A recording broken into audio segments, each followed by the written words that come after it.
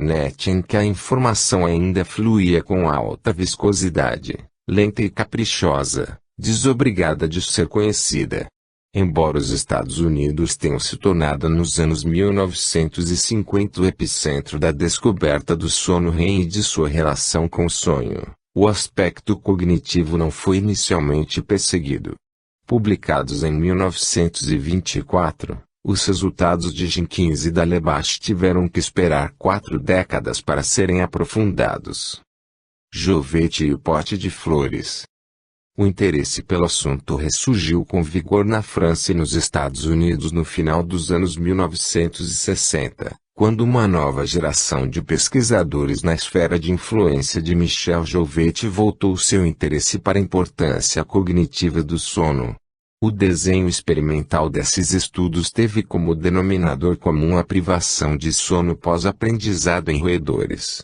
O método do vaso invertido inventado por Jovete provou-se tão simples, eficiente e barato que se disseminou rapidamente por muitos laboratórios interessados em estudar os efeitos biológicos da privação de sono. Trata-se simplesmente de colocar o animal sobre uma pequena plataforma circundada de água. O método se baseia no fato de que o sono de ondas lentas é acompanhado de uma queda do tônus muscular, que se reduz ainda mais quando principia o sono REM.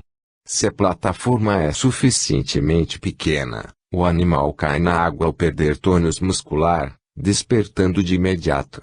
Utilizando uma plataforma de diâmetro adequado, é possível privar completamente de sono um animal, ou privar seletivamente apenas o sono REM. Os primeiros experimentos utilizando esse método mostraram que ratos submetidos a diversas tarefas, aprendizado espacial, medo adquirido, condicionamento operante, apresentavam um déficit de evocação das memórias após serem totalmente privados de sono, ou especificamente privados de sono REM. O sono perdido precisa ser reposto ou compensado. Essa necessidade se aplica sobretudo ao sono REM, cuja privação invariavelmente é seguida de um rebote proporcional ao tempo de sono perdido. Curiosamente, o contrário não é verdadeiro, embora seja possível aumentar bastante o tempo do sono REM apenas aumentando o tempo total de sono. Isso não causa um rebote negativo no dia seguinte, ou seja, uma redução subsequente no tempo de sono REM. As emoções têm um grande impacto nessa dinâmica. Situações de ansiedade moderada causam redução do tempo total de sono REM, mas situações de estresse agudo, como numa emergência de vida ou morte, podem levar a um grande aumento da quantidade de sono REM assim que o perigo imediato desaparece. Tudo isso indica que o sono REM desempenha um papel essencial para a saúde cognitiva do indivíduo. Por mais de uma década, diversos pesquisadores demonstraram que a privação de sono prejudica o aprendizado.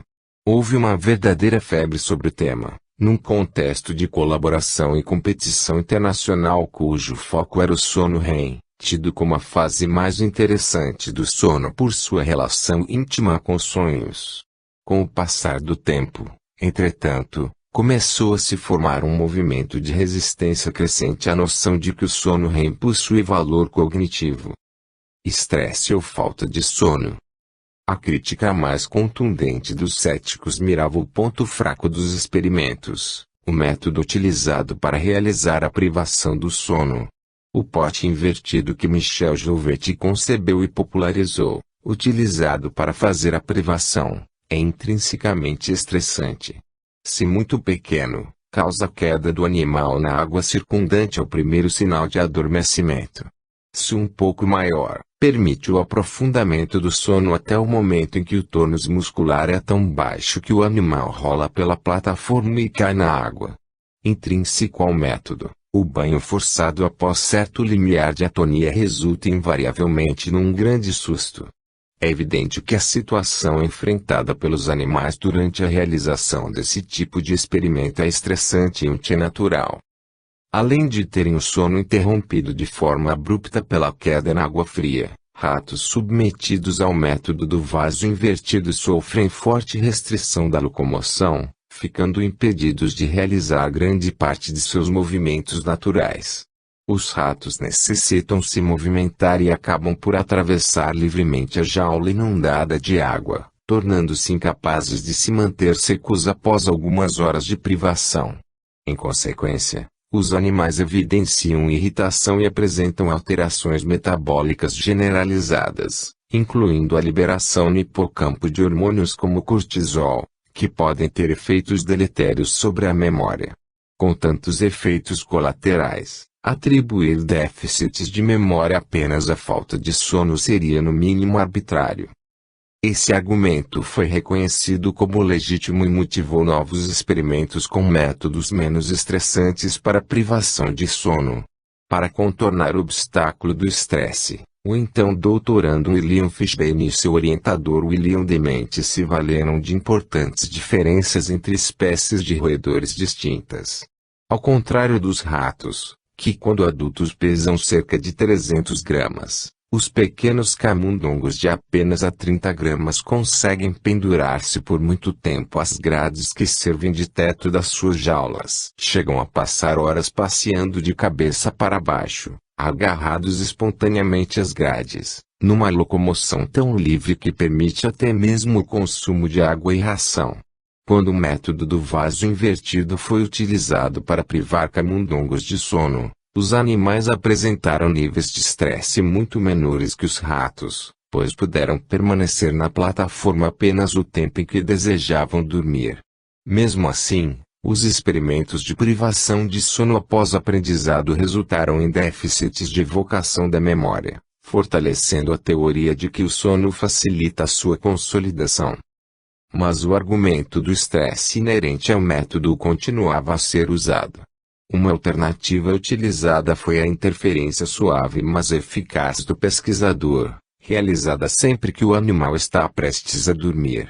É claro que esse método varia conforme a atenção do pesquisador, o que fragiliza os dados experimentais e torna sua interpretação inconclusiva. A essa altura já se adensava a nuvem tempestuosa do dissenso.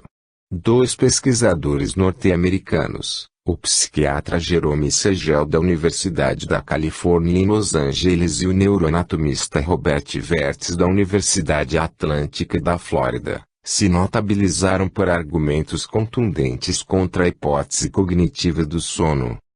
Céticos versus cavaleiros solitário. Suas perguntas se disseminaram. Se o sono REM é tão importante para a cognição, por que os répteis, aves e até mamíferos como a equidna não têm sono REM? Se o sono REM serve para aprender, por que um animal tão inteligente quanto o golfinho não tem sono REM, enquanto outros animais menos inteligentes, como o tatu, o possuem em abundância? Por que pessoas que têm diminuição de sono REM em decorrência do tratamento com antidepressivos não apresentam déficits de aprendizado?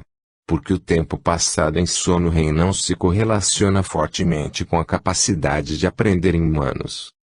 Os defensores da teoria contra-argumentaram que não é totalmente certo que golfinhos não tenham sono REM, pois seus episódios talvez sejam muito curtos para ser registrados.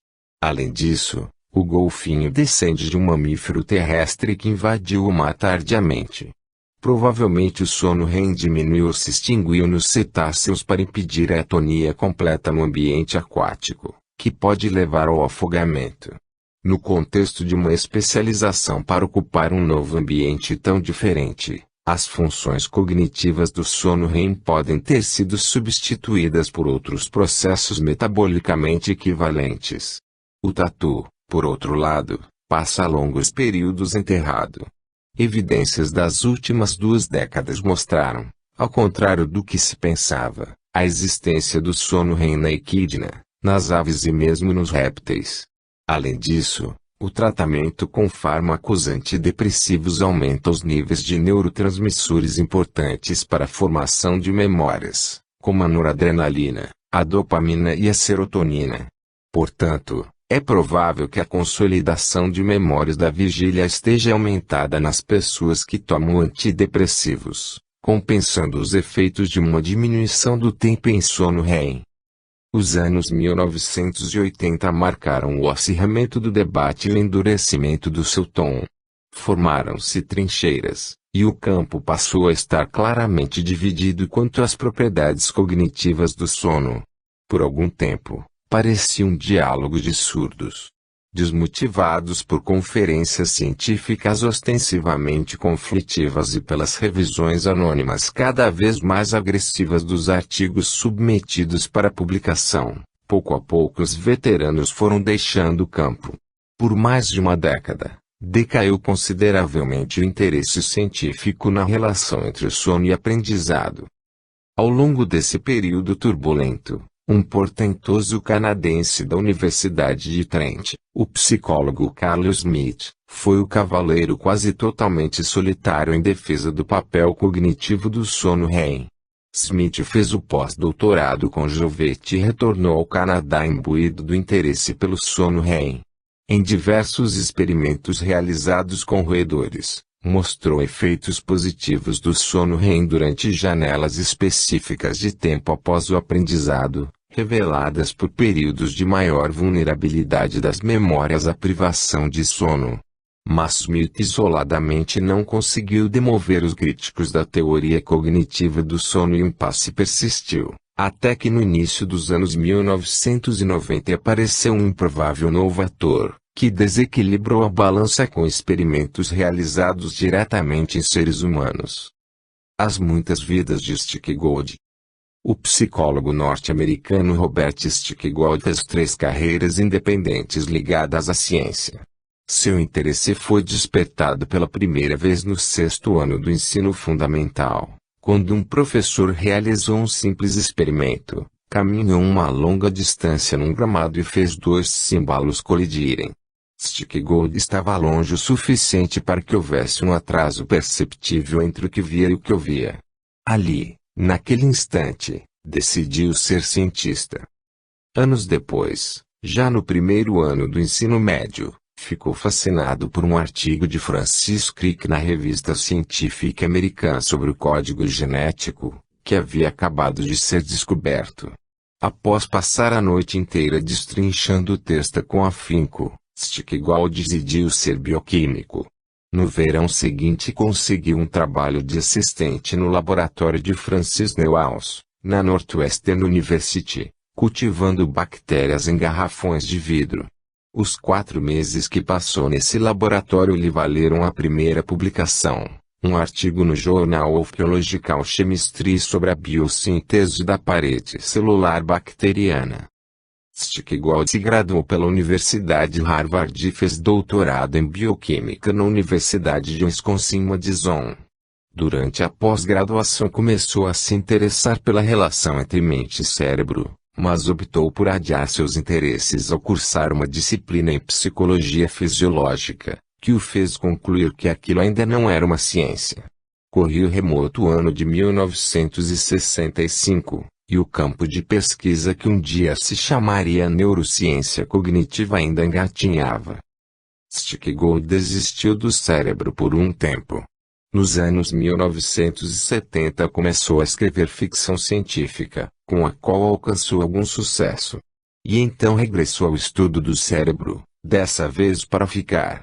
A inflexão começou em 1977 durante o pós-doutorado, quando alguém lhe recomendou um artigo do neurocientista britânico David Marr, 1945-80, que ainda bem jovem desenvolveu teorias amplamente aceitas sobre o funcionamento do cerebelo, do neocórtex e do hipocampo.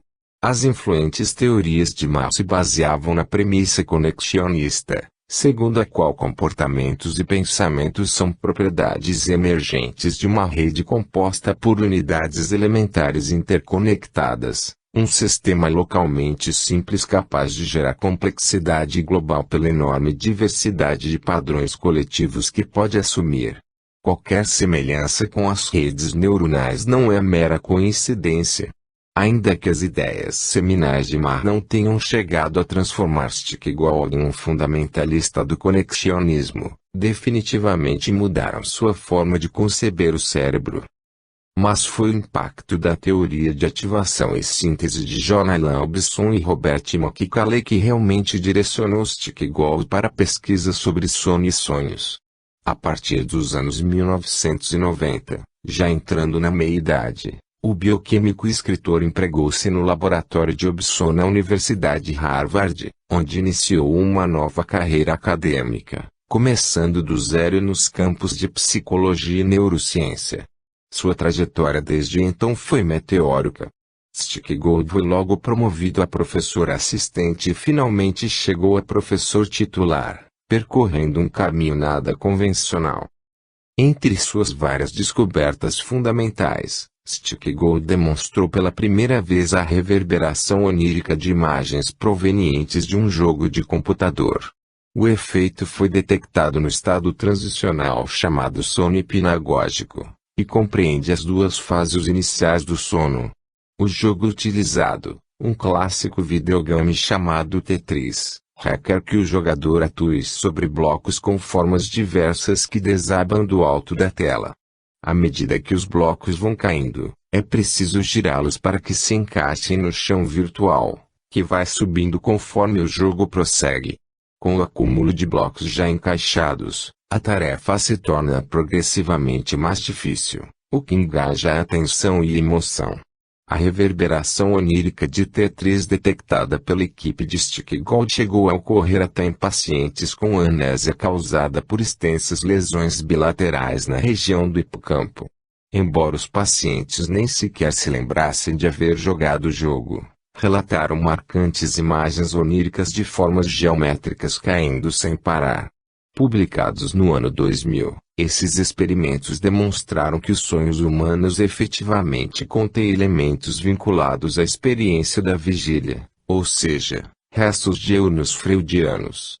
O estudo marcou o regresso dos sonhos à revista Science pela primeira vez desde 1968. O Grande Duelo de Chicago. Um dos momentos mais emocionantes dessa renascença onírica aconteceu em 2003, no encontro anual das Associated Professional Sleep Societies APSS, que naquela ocasião celebravam 50 anos da descoberta do sono REM. Pesquisadores de todo o mundo se reuniram entusiasmadamente por 6 dias em Chicago num verdadeiro alvoroço, pois o interesse pelo sonho ressurgia com força tanto no âmbito científico quanto no público em geral. O encontro ocorria na mesma cidade em que o sono REM fora descoberto, que calhava de ser também a cidade natal de Stick Gould, o pesquisador que mais agitava o campo naquele momento. Um dos simpósios incluídos na programação comemorativa da PSS era um debate potencialmente explosivo sobre a relação entre sono e aprendizado.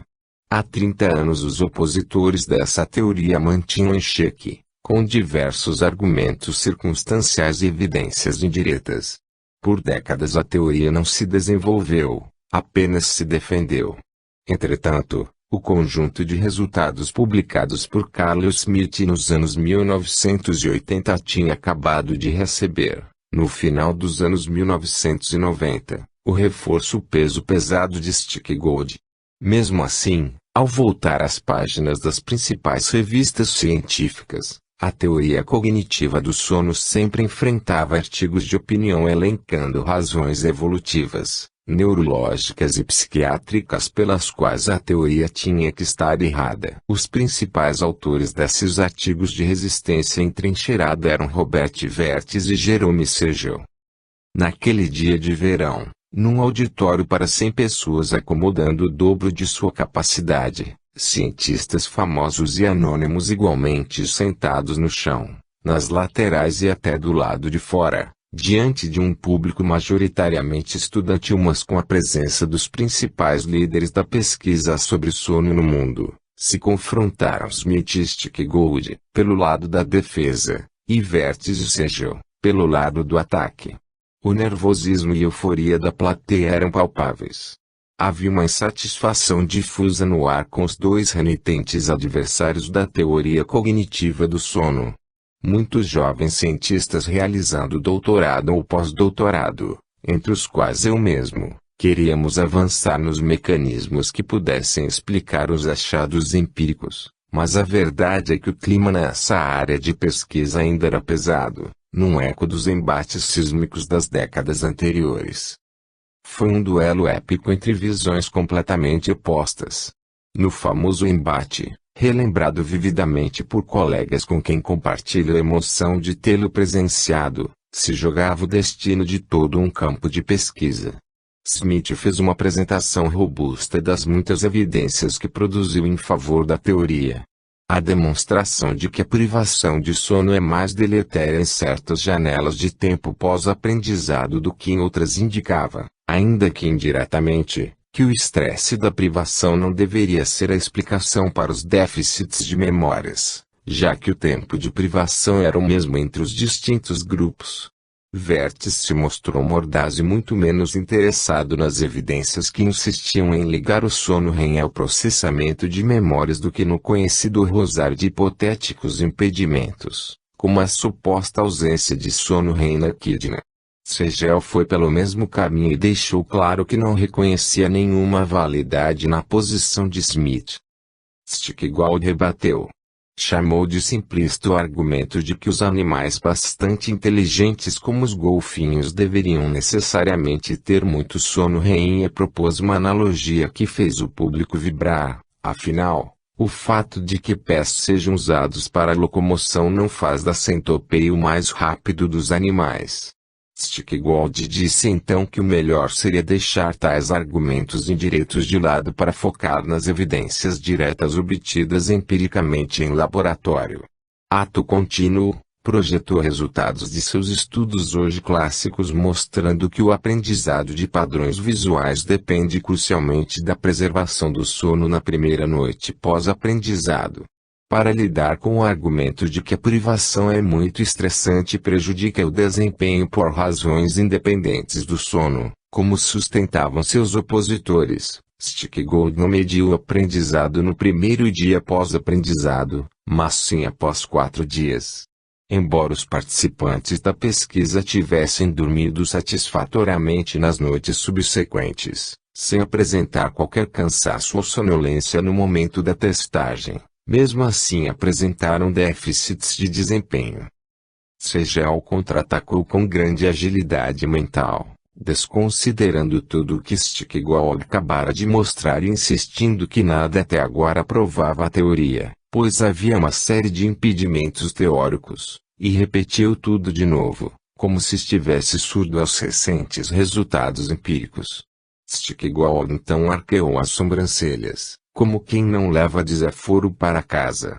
Deu para ver de longe seus olhos azuis coriscando de indignação. As respirações ficaram entrecortadas, a tensão subiu e finalmente Stigall rompeu num jargão científico que botou a casa abaixo. Que parte de P menor do que 0,05 corrigido para Bonferroni você não entendeu?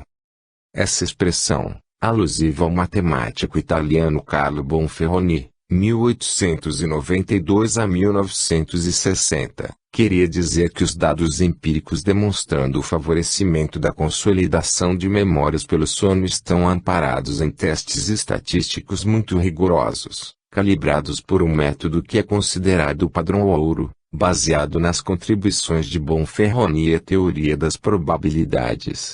Usando um termo técnico, Stigall afirmava que havia baixíssima probabilidade de que aqueles resultados fossem produto do acaso. Foi um contra-ataque fulminante, um ipom técnico que basicamente afirmou a supremacia das evidências empíricas sobre as opiniões de autoridade.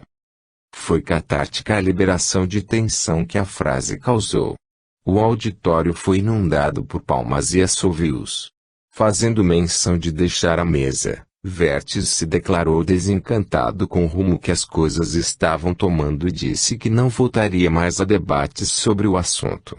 A multidão presente respondeu com mais palmas, gritos e risadas. Muitos se levantaram e já não havia condições de prosseguir. Nem era preciso. Vertes e Segel haviam enxugado a toalha. Para alegria geral, Stigall e Smith tinham virado o jogo. A redescoberta do papel cognitivo do sono. O início dos anos 2000 foi de grande florescimento do interesse científico sobre o papel cognitivo do sono. A onda de demonstrações da relação sono-memória deflagrada por Stickgold levou Sarah Mednick, então estudante de doutorado em seu laboratório, hoje professora de psicologia na Universidade da Califórnia em Riverside, a investigar os efeitos cognitivos do cochilo, o curto episódio de sono experimentado durante o dia.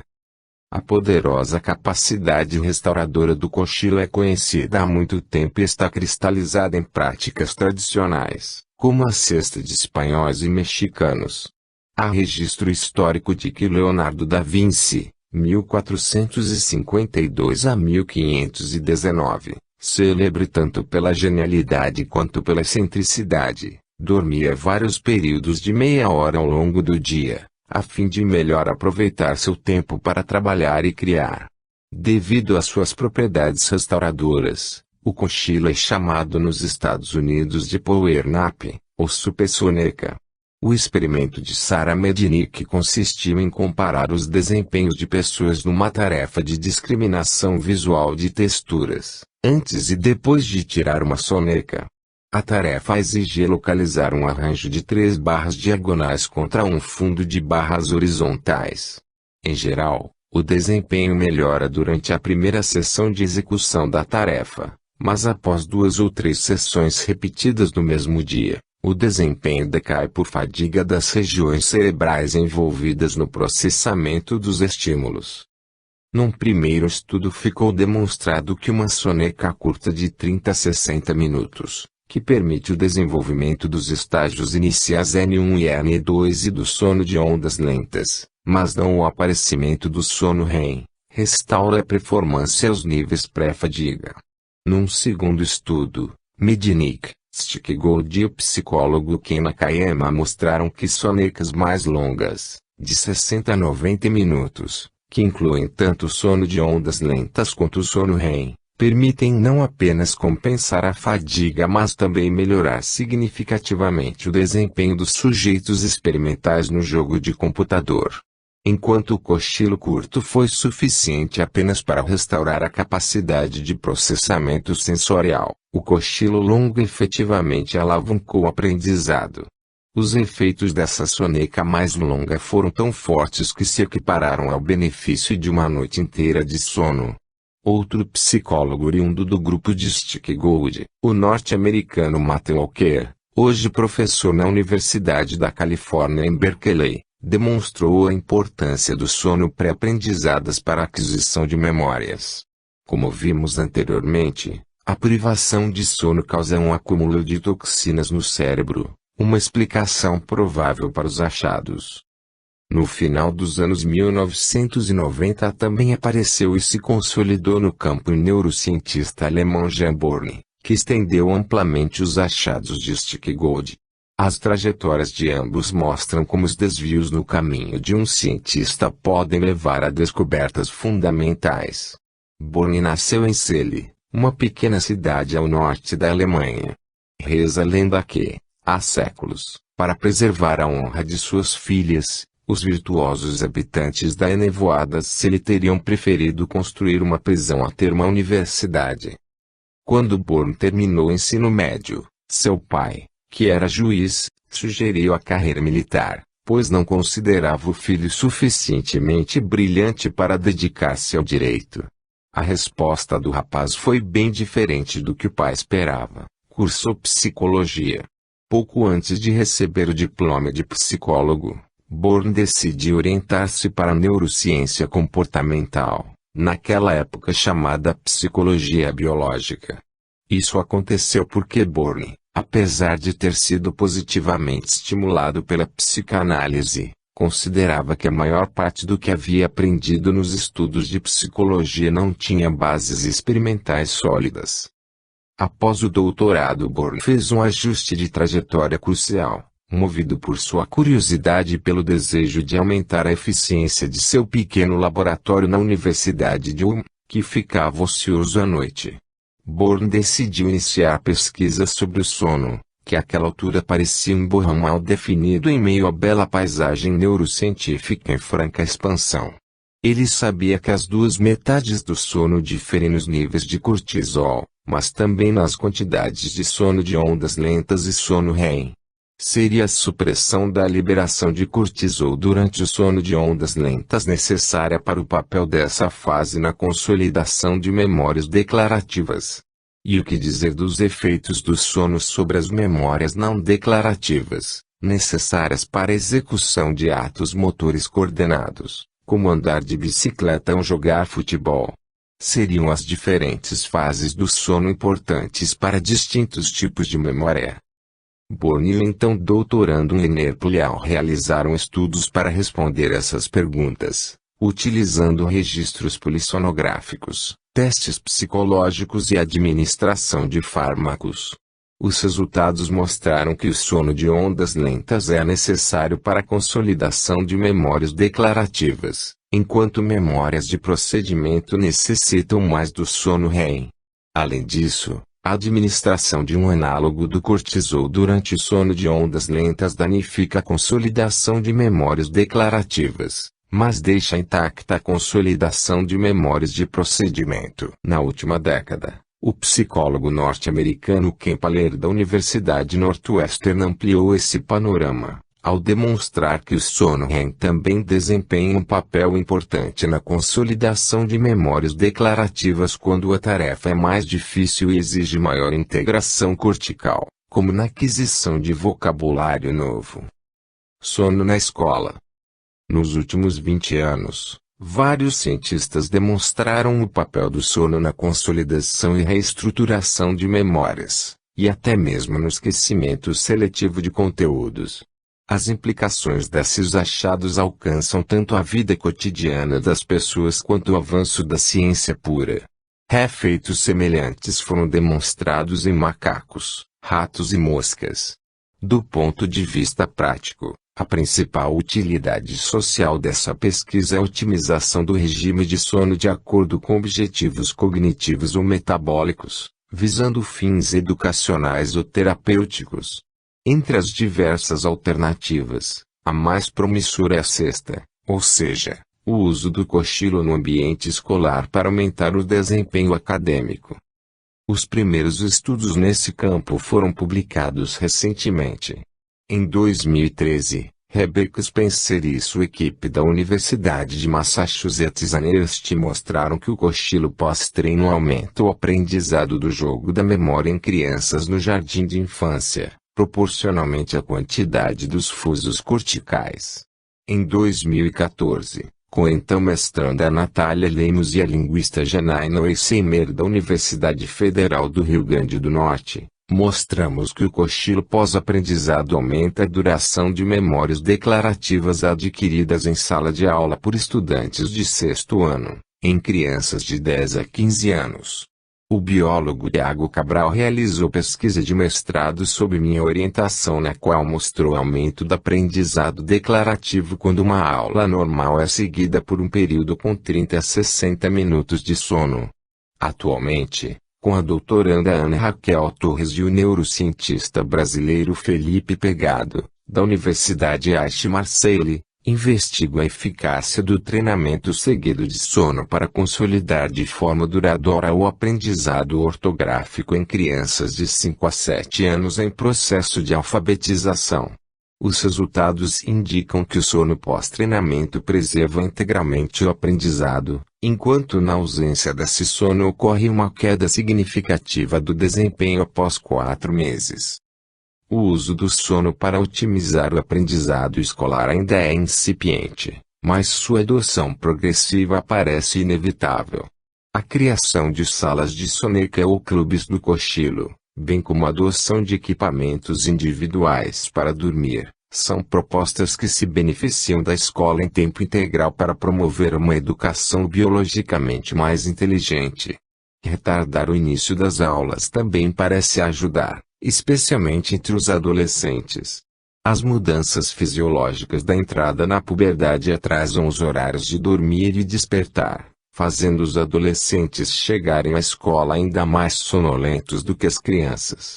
Em 2016 e 2017, escolas de ensino médio em Seattle, Estados Unidos, atrasaram em quase uma hora o início das aulas. A mudança se associou a um aumento significativo da duração do sono e um crescimento de 4,5% nas notas dos alunos. Já no âmbito da ciência básica, a demonstração inequívoca do papel cognitivo do sono franqueou livre acesso a uma camada mais profunda de perguntas, que só passaram à ordem do dia pela superação dos impasses do passado. Quais são os mecanismos biológicos responsáveis por esse efeito psicológico tão benigno? Que modificações na atividade elétrica dos neurônios ajudam a explicar a formação das memórias? Quais alterações moleculares e celulares permitem compreender sua estocagem por toda uma vida? Nos próximos capítulos vamos nos dedicar a essas perguntas em detalhes, abordando o papel desempenhado por genes, proteínas, oscilações elétricas e os circuitos neuronais ativados durante o sono de modo a reverberar memórias. No capítulo 13, retomaremos os temas principais do livro rumo a seu argumento central. Agora é um bom momento para iniciar ou retomar o seu sonhário. 10. A reverberação de memórias. A investigação dos mecanismos que levam à reverberação de memórias durante o sono é uma saga quixotesca de idealistas que ousaram cruzar a ponte entre biologia e psicologia quando esse caminho ainda era imaginário. É também a crônica de vacas sagradas da ciência cuja genialidade só foi igualada pelo tamanho de sua teimosia. O início dessa história remonta aos estudos pioneiros sobre a excitação elétrica em circuitos neuronais recorrentes, conduzidos nos anos 1930 pelo espanhol Rafael Lorente de Nó. O jovem e brilhante discípulo de Santiago Ramón Y Cajal emigrou para os Estados Unidos em 1931 e 5 anos depois se mudou para Nova York, contratado pelo importante Instituto de Pesquisa Biomédica que poucos anos depois se transformaria na Universidade Rockefeller. Lorente de Nó já era nessa época uma celebridade científica, um prodígio de talento precoce com várias descobertas importantes no currículo. Foi ele quem descreveu pela primeira vez a estrutura celular do córtex cerebral, caracterizada pela organização dos neurônios em cilindros verticais que funcionam como módulos elementares de processamento.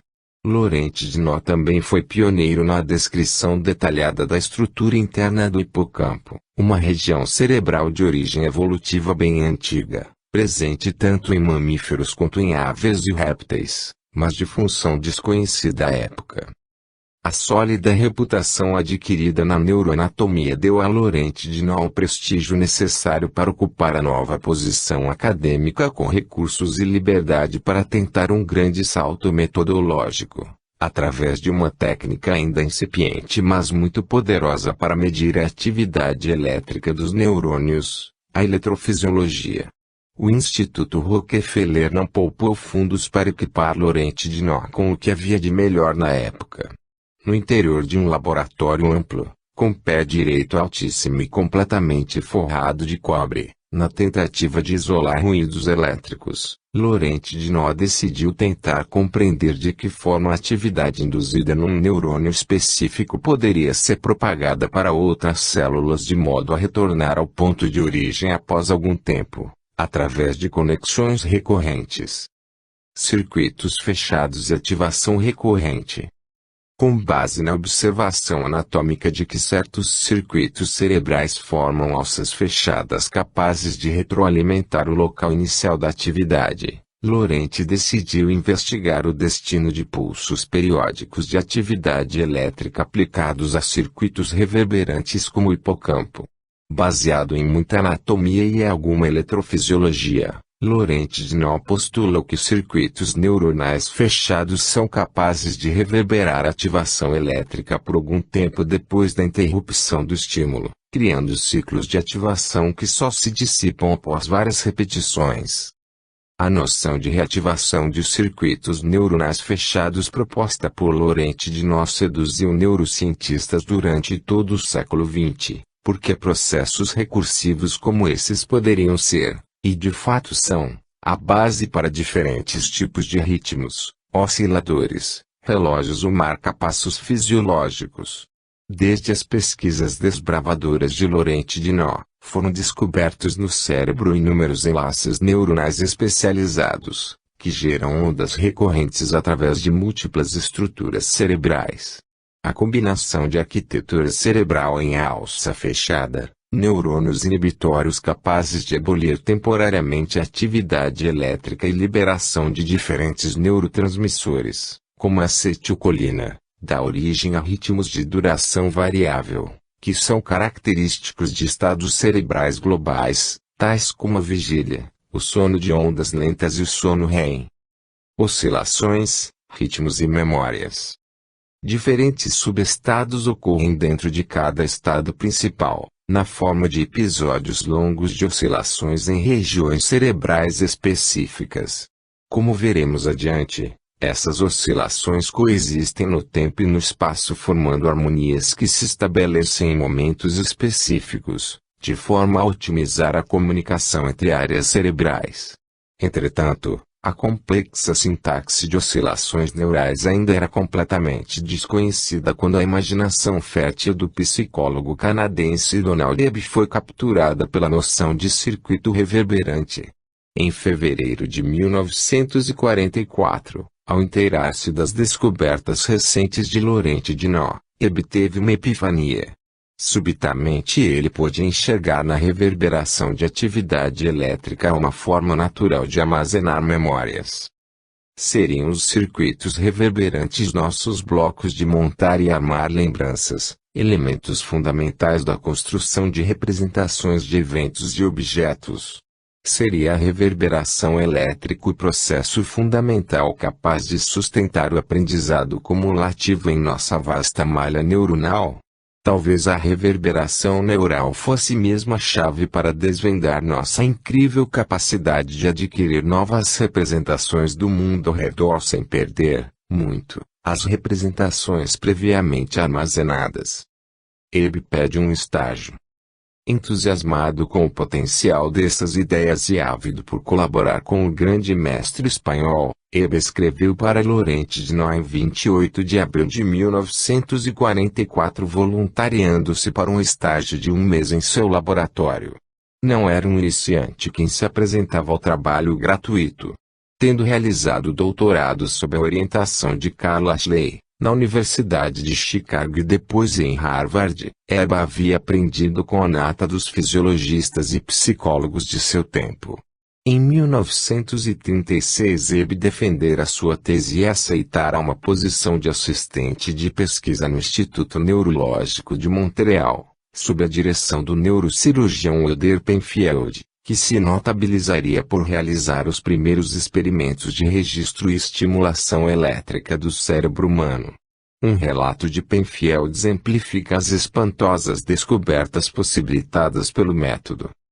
Desta vez, no entanto, parecia certo que o estímulo tivesse de alguma forma evocado uma experiência passada. Uma paciente reclamava de convulsões durante as quais às vezes caía no chão inconsciente, em um espasmo epiléptico. Mas, imediatamente antes de tal episódio, ela estava ciente do que parecia ser uma alucinação. Era sempre a mesma, uma experiência que lhe surgiu desde a infância. A experiência original era a seguinte: ela estava passando por um prado. Seus irmãos haviam corrido em frente ao longo do caminho. Um homem a seguiu e disse a ela que havia cobras na bolsa que ele estava carregando. Ela ficou assustada e correu atrás dos irmãos. Essa foi uma experiência verdadeira, da qual seus irmãos se lembraram, e sua mãe também se lembrou de ouvir isso. Depois, por alguns anos, a experiência voltou para ela em seu sono, e foi chamada de pesadelo. Finalmente, reconheceu-se que esse pequeno sonho era preliminar a uma crise epiléptica que poderia ocorrer a qualquer momento, de dia ou de noite. E o sonho às vezes era tudo o que resultava da crise. Na operação, sob anestesia local, mapeei as áreas sensoriais e motoras para fins de orientação e apliquei o estimulador sobre o córtex temporal. Espere um minuto, ela disse, e eu vou te contar. Retirei o eletrodo do córtex. Depois de uma pausa, ela disse: vi alguém vindo em minha direção, como se ele fosse me bater. Era óbvio também que ela estava assustada. A estimulação num ponto mais adiante fez com que ela dissesse: imagino que ouço muitas pessoas gritando comigo.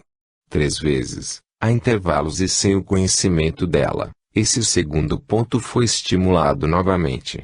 A cada vez ela interrompeu nossa conversa e ouviu as vozes de seus irmãos e de sua mãe. E em cada ocasião ela estava assustada. Ela não se lembrava de ouvir essas vozes em nenhum de seus ataques epilépticos. Assim, o estímulo havia evocado a experiência familiar que dava início a cada um de seus ataques habituais. Mas a estimulação em outros pontos a fez lembrar-se de outras experiências do passado e também produziu a emoção do medo. O nosso espanto foi enorme, pois produzimos fenômenos que não eram nem motores nem sensoriais, e as respostas pareciam ser fisiológicas, não epilépticas. Os experimentos de Penfield demonstraram que a mera ativação cortical pode deflagrar experiências oníricas, na forma de cadeias de memórias que podem preservar unidade e coerência mesmo após múltiplas repetições de sua ativação. O relato segue. Uma jovem mulher, NC, disse: quando seu lobo temporal esquerdo foi estimulado, eu tive um sonho. Eu tinha um livro debaixo do meu braço. Eu estava conversando com um homem. O homem estava tentando tranquilizar-me para não me preocupar com o livro. A 1 centímetro de distância, o estímulo fez com que ela dissesse: minha mãe está falando comigo. 15 minutos depois, o mesmo ponto foi estimulado. A paciente riu alto enquanto o eletrodo era mantido no lugar. Após a retirada do eletrodo, ela foi convidada a explicar. Bem, ela disse, é uma longa história, mas vou te dizer. Ebe foi um destacado membro da equipe de Penfield e com ele fez importantes descobertas sobre os efeitos psicológicos de lesões cerebrais. Portanto, ao oferecer seus préstimos a Laurent Dino, ele ofertava um vasto cabedal de conhecimentos empíricos e teóricos sobre a mente e sua base biológica. Mesmo assim, Laurent Dino não demonstrou nenhum interesse, negando de forma categórica o pedido de estágio em carta datada de 1º de maio de 1944. Atualmente meu trabalho diz respeito à relação entre a produção do impulso nervoso e o metabolismo, um problema de pequeno interesse imediato para um psicólogo. O desapontamento não deteve Ebe. Em paralelo com a pesquisa empírica, ele se dedicou a conceber uma teoria que iria mudar para sempre a compreensão das bases neurais da psicologia. Especulando livremente sobre os possíveis mecanismos biológicos da formação de memórias, Ebe vislumbrou uma série de fenômenos que ainda hoje constituem uma vibrante fronteira experimental da neurociência. Seu livro A Organização do Comportamento, publicado em 1949, viria a se configurar como a mais influente de todas as teorias neuropsicológicas até hoje. Ebe previu corretamente que a aquisição de memórias exige, no nível de neurônios individuais, a soma de múltiplas ativações oriundas de distintos neurônios, capaz de levar ao fortalecimento das conexões entre eles. Uma tradução bastante popular da hipótese ebiana é que neurônios que se ativam juntos se conectam juntos. Ebe propôs que a consolidação de uma memória começa por sua reverberação elétrica através de circuitos neurais recorrentes, o que então faz com que um grupo de neurônios passe a funcionar em sincronia. Isso por sua vez aumenta a excitabilidade desse grupo de neurônios, passando a corresponder a uma representação fisiológica do lugar, objeto ou evento memorizado. Para apreciar o enorme progresso representado por tal concepção neuronal do que significa aprender, é preciso considerar que até o final dos anos 1940 os diferentes ramos da psicologia seguiam avançando como haviam feito desde o século XIX, sem teoria unificadora, violentamente conflagrados e desprovidos de qualquer contato com a neurobiologia. O behaviorismo, Aquela época mais bem-sucedido ramo da psicologia, quantificava minuciosamente o comportamento animal controlado em laboratório, mas não admitia abrir a caixa preta cerebral que gera a mente. Por outro lado, a neurofisiologia, que começava a compreender os aspectos mais simples do sistema nervoso, não tinha nenhuma pretensão de alcançar o fenômeno psicológico. Entre os poucos que ousaram tentar esse percurso, a ignorância sobre os mecanismos do pensamento era tão completa que mesmo um neurofisiologista renomado como o Prêmio Nobel Roger Sperry, 1913 a 94, dedicou anos de sua vida a investigar se a consciência não seria causada por campos eletromagnéticos, em vez de disparos neuronais, uma possibilidade completamente abandonada hoje. Não foi portanto pouca ousadia quando Hebb escreveu novamente a Laurent Dino, dessa vez para apresentar sua obra.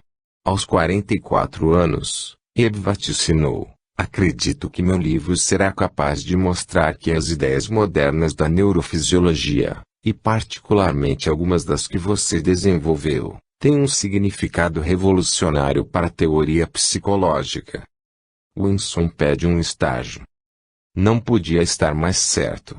Passaram-se 15 anos e outro improvável cientista entrou em cena, o nova-iorquino Jonathan Winson, um cavalheiro à moda antiga e de trajetória imprevisível. A história começa com uma carreira tecnológica precocemente abortada. Após concluir mestrado em engenharia aeronáutica pelo California Institute of Technology e doutorado em matemática pela Universidade de Columbia, Winson casou-se e foi morar em Porto Rico para administrar a próspera manufatura de sapatos da família. Adeus, ciência, teatros e restaurantes finos, olá, palmeiras e ondas azuis. Quase 20 anos depois, após o falecimento do pai e a venda lucrativa dos negócios, Winson e sua esposa Judith decidiram regressar a Nova York, pois desejavam sua intensa vida cultural. Eram cultos, sofisticados e sequiosos dos concertos, exposições e palestras que sobravam em Nova York mas faltavam em São João. Em particular, buscavam acesso aos círculos psicanalíticos que vicejavam na Big Apple dos anos 1960. Mas Winson, além de humanista e freudiano, tinha forte inclinação tecnológica e científica. Aos 44 anos de idade, bem estabelecido na vida e muito além da idade ideal para iniciar uma carreira na ciência experimental, ele bateu à porta do laboratório do professor Neil Miller, da Universidade Rockefeller, e se ofereceu para trabalhar de graça como aprendiz. Foi uma jogada de mestre. Já em 1967 a pequena universidade, que ocupa um único quarteirão do Upper East Side, era uma das maiores concentrações mundiais de prêmios Nobel por metro quadrado. Era também um bastião de atitudes independentes e não convencionais. Winson não apenas foi aceito como pesquisador, mas foi ao longo dos anos promovido sucessivamente a técnico, professor assistente, professor associado e emérito, tendo até mesmo a honra de usar o laboratório forrado de cobre de Laurent Dino para realizar suas pesquisas. Desvendando a função do ritmo θ. As primeiras contribuições de Winson foram relacionadas ao ritmo θ, formado por ondas cerebrais bastante regulares que tomam completamente o hipocampo durante certos estados, chegando a durar vários minutos. Descoberto em coelhos nos anos 1950 e depois observado em ratos, gatos, macacos e humanos, o ritmo θ foi um grande mistério até meados dos anos 1970, quando Winson começou a desvendá-lo. O paradoxo que se apresentava é que o mesmo ritmo aparece em situações completamente distintas dependendo da espécie estudada. Enquanto o ritmo θ do rato é proporcional à locomoção, no coelho ele só ocorre quando o animal está imóvel. Para tornar as coisas mais complicadas, o ritmo θ do gato acontece ocasionalmente tanto na imobilidade quanto no movimento. A cereja no bolo dessa quimera científica é o sono REM, que coincide com o ritmo θ hipocampal em todas essas espécies. Winson percebeu que a chave para compreender o ritmo θ é entender, segundo o nicho ecológico de cada espécie, que tipo de comportamento requer alto grau de atenção ao ambiente. Ratos são presas na perspectiva de algumas espécies, como os gatos, mas são predadores na perspectiva de outras espécies, como os camundongos. Caracterizam-se por ser exímios exploradores do ambiente, onde navegam com agilidade e com grande atenção em busca de alimento. Portanto, durante a exploração espacial de ambientes novos que aparece mais fortemente o ritmo θ dos ratos. Coelhos, por outro lado, são presas por excelência e se congelam quando colocados em ambiente novo, assumindo uma posição ereta sobre duas patas com orelhas levantadas, assustados em busca de predadores. Em coelhos o ritmo θ ocorre durante a imobilidade atenta e desaparece após a familiarização com o ambiente, quando os animais começam a forragear lentamente sobre quatro patas. Já o gato é um felino de evidentes instintos predadores. Não surpreende, portanto, que o ritmo θ ocorra quando o animal realiza comportamentos de caçada, contra camundongos ou novelos de lã, seja parado em preparação para ataque iminente, seja correndo em direção ao alvo, rumo ao bote. Em sua síntese, Winson propôs que o ritmo θ durante a vigília é explicado por comportamentos atencionais típicos de cada espécie. Por analogia, propôs que a ocorrência do ritmo θ durante o sono REM denotaria um estado fisiológico capaz de processar as memórias adquiridas na vigília no mais protegido isolamento sensorial do sono, mas com a mesma atenção utilizada na experiência desperta. O sono REM seria, portanto, um estado reflexivo no qual o cérebro prestaria atenção a si mesmo e à sua representação do mundo conhecido. A interpretação de Winson conquistou corações e mentes no âmbito da pequena mas crescente comunidade de neurofisiologistas do hipocampo. No final dos anos 1970 ele descobriu que a destruição do ritmo θ hipocampal por lesão de uma outra região cerebral, o septo medial, causa perda acentuada de memória espacial em ratos. Publicada na revista Science, essa foi a primeira demonstração direta do importante papel do ritmo θ na cognição. Hoje sabemos que o ritmo θ hipocampal é crucial para a aquisição, o processamento e a evocação de memórias declarativas, que podem ser narradas oralmente, como as últimas férias de verão, a festa de casamento da sua melhor amiga, ou seu sonho mais recente. Restos diurnos eletrofisiológicos.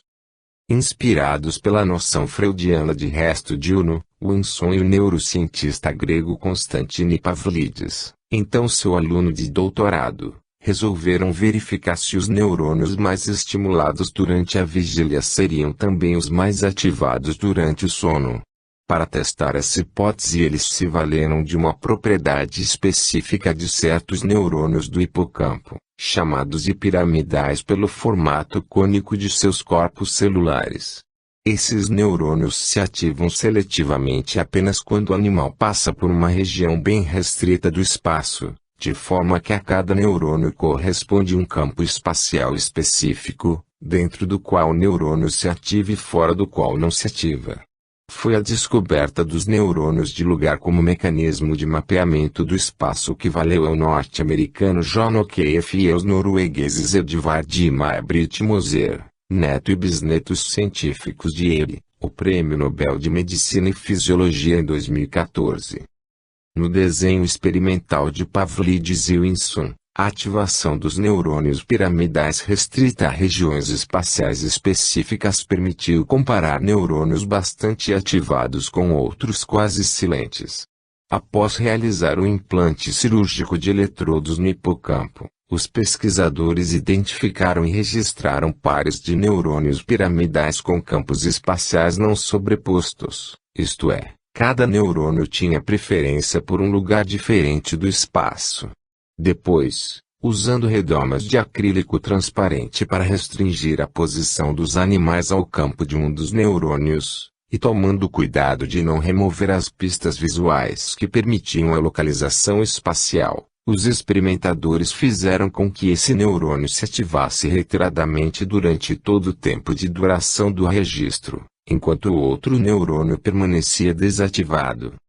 Após 20 minutos, os pesquisadores reposicionaram o animal na jaula de registro, fora dos campos espaciais de ambos os neurônios, e permitiram que o rato dormisse espontaneamente por várias horas. Publicados em 1989, os resultados foram reveladores. Neurônios que haviam sido mais ativados na